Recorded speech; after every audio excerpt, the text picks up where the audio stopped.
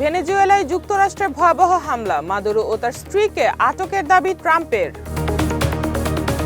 খালেদা জিয়া ও জিয়াউর রহমানের অসমাপ্ত কাজ সমাপ্ত করবে বিএনপি, মন্তব্য নজরুল ইসলাম খানের। তাসনিম জারার মনোনয়নপত্র বাতিল, ইসিতে আপিলের ঘোষণা। হাদি হত্যার বিচার নিয়ে তাড়াহুড়া করার সুযোগ নেই, মন্তব্য পররাষ্ট্র উপদেষ্টার। বিসিসিআইয়ের নির্দেশনার পর মুস্তাফিজকে ছেড়ে দিল কলকাতা।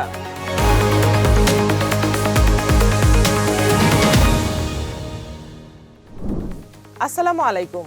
দিগন্ত প্রাইম টাইমে সবাইকে আমন্ত্রণ জানাচ্ছি, আমি সাইমা আক্তার। শুনছিলেন সংবাদ শিরোনাম, এবার বিস্তারিত। ভেনেজুয়েলায় বড় ধরনের হামলা চালিয়েছে যুক্তরাষ্ট্র। স্থানীয় সময় শনিবার মধ্যরাতে রাজধানী কারাকাস সহ ভেনেজুয়েলার বিভিন্ন জায়গা বিস্ফোরণে কেঁপে ওঠে। এরপর দেশটিতে জরুরি অবস্থা ঘোষণা করা হয়। এদিকে দেশটির প্রেসিডেন্ট নিকোলাস মাদুরো ও তার স্ত্রীকে আটক করা হয়েছে বলে জানিয়েছেন যুক্তরাষ্ট্রের প্রেসিডেন্ট ডোনাল্ড ট্রাম্প। সামাজিক মাধ্যম ট্রুথে করা এক পোস্টে ট্রাম্প বলেছেন, যুক্তরাষ্ট্র সফলভাবে ভেনেজুয়েলা এবং দেশটির নেতা প্রেসিডেন্ট নিকোলাস মাদুরোর উপর একটি বড় ধরনের হামলা চালিয়েছে। অভিযানে মাদুরো এবং তার স্ত্রীকে আটক করে দেশটির বাইরে নিয়ে যাওয়া হয়েছে বলেও দাবি করেন তিনি। এদিকে মার্কিন হামলার তীব্র নিন্দা জানিয়ে ভেনেজুয়েলার সরকার এক বিবৃতিতে বলেছে, যুক্তরাষ্ট্র যে ন্যাক্কারজনক সামরিক আগ্রাসন চালিয়েছে তার তীব্র নিন্দা ও প্রতিবাদ জানাচ্ছে ভেনেজুয়েলা। খালেদা জিয়া ও জিয়াউর রহমানের অসমাপ্ত কাজ সমাপ্ত করবে বিএনপি, এমন মন্তব্য করেছেন বিএনপির স্থায়ী কমিটির সদস্য নজরুল ইসলাম খান। শনিবার বিকেলে বেগম জিয়ার সমাধিতে শ্রদ্ধা জানিয়ে সাংবাদিকদের তিনি একথা বলেন। বেগম খালেদা জিয়া গণমানুষের নেত্রী ছিলেন মন্তব্য করে নজরুল ইসলাম খান বলেন, জিয়াউর রহমান নিজেকে শ্রমজীবী বলে ঘোষণা দিয়েছিলেন এবং শ্রমজীবী মানুষের জন্য কাজ করেছেন। বেগম জিয়াও শ্রমজীবী মানুষের কল্যাণে কাজ করে গেছেন।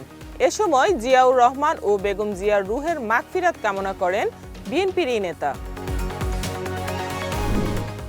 ইনকিলাব মঞ্চের মুখপাত্র শরীফ উসমান হাদি হত্যার বিচার নিয়ে তাড়াহুড়া করার কোনো সুযোগ নেই বলে মন্তব্য করেছেন পররাষ্ট্র উপদেষ্টা তৌহিদ হোসেন।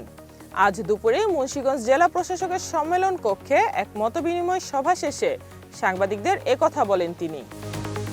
হাদি হত্যা মামলার আসামিদের অবস্থান সম্পর্কে পররাষ্ট্র উপদেষ্টা বলেন, গ্রেফতারকৃতদের জেরা থেকে আসামিরা সম্ভবত সীমান্ত পার হয়ে গেছে এমন ইঙ্গিত পাওয়া গেছে, তবে সুনির্দিষ্ট কোনো অবস্থান শনাক্ত করা যায়নি। অবস্থান শনাক্ত করতে পারলে ভারতকে হস্তান্তরের বিষয়ে বলা হবে বলেও জানান তিনি। ইসলামাবাদে বাংলাদেশ হাইকমিশনে গিয়ে সাবেক প্রধানমন্ত্রী খালেদা জিয়ার মৃত্যুতে শোক জানিয়েছেন পাকিস্তানের পররাষ্ট্রমন্ত্রী ইসহাক দার। আজ বাংলাদেশ হাইকমিশন পরিদর্শন করেন ইসহাক দার।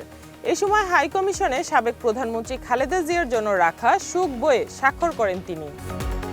এদিকে খালেদা জিয়ার মৃত্যুর খবরে গত বুধবার ঢাকায় আসেন পাকিস্তানের পার্লামেন্টের স্পিকার সরদার আইজাক সাদিক। তিনি খালেদা জিয়ার নামাজে জানাজায় অংশ নেন। এছাড়া তিনি বিএনপির ভারপ্রাপ্ত চেয়ারম্যান তারেক রহমানের সাথে সাক্ষাৎ করে সমবেদনা জানান। ঢাকা ৯ আসনের স্বতন্ত্র প্রার্থী তাসনিম জারার মনোনয়নপত্র বাতিল ঘোষণা করেছে নির্বাচন কমিশন, তবে ইসিতে আপিলের ঘোষণা দিয়েছেন তিনি। শনিবার মনোনয়নপত্র যাচাই বাছাই শেষে ইসি এ ঘোষণা দেন। তাসনিম জারা বলেন, ঢাকা ৯ আসনের স্বতন্ত্র প্রার্থী হিসেবে তিনি মনোনয়নপত্র জমা দিয়েছেন, কিন্তু ইসিতে সেটা গৃহীত না হওয়ায় ইতিমধ্যেই আপিলের প্রক্রিয়া শুরু করেছেন। এর আগে গত ২৯ ডিসেম্বর তাসনিম জারা ঢাকা ৯ আসনে স্বতন্ত্র প্রার্থী হিসেবে মনোনয়নপত্র জমা দেন।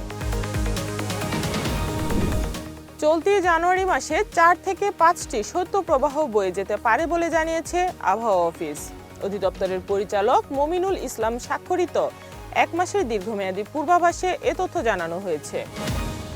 পূর্বাভাসে বলা হয়েছে, চলতি মাসে দেশের স্বাভাবিক বৃষ্টিপাতের সম্ভাবনা আছে, তবে বঙ্গোপসাগরে নিম্নচাপ সৃষ্টির পূর্বাভাস নেই।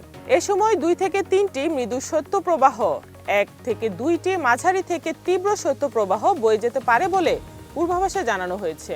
এদিকে দিন ও রাতের তাপমাত্রা স্বাভাবিক থাকতে পারে বলেও জানানো হয়েছে। এবারে খেলার খবর। আইপিএল এর পরবর্তী মৌসুমে কলকাতা নাইট রাইডার্সের স্কোয়াড থেকে মুস্তাফিজুর রহমানকে ছেড়ে দিয়েছে ফ্র্যাঞ্চাইজি কর্তৃপক্ষ। আজ দুপুরে সামাজিক যোগাযোগ মাধ্যমে নিজেদের অফিসিয়াল পেজে এ সংক্রান্ত একটি বিজ্ঞপ্তি প্রকাশ করে কেকেআর।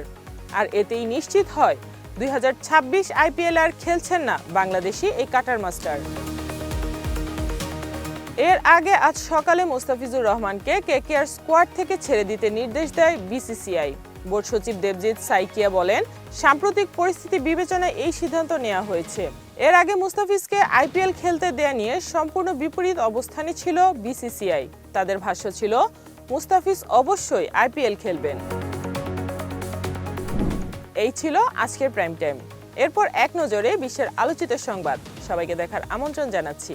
এতক্ষণ সাথে থাকার জন্য ধন্যবাদ।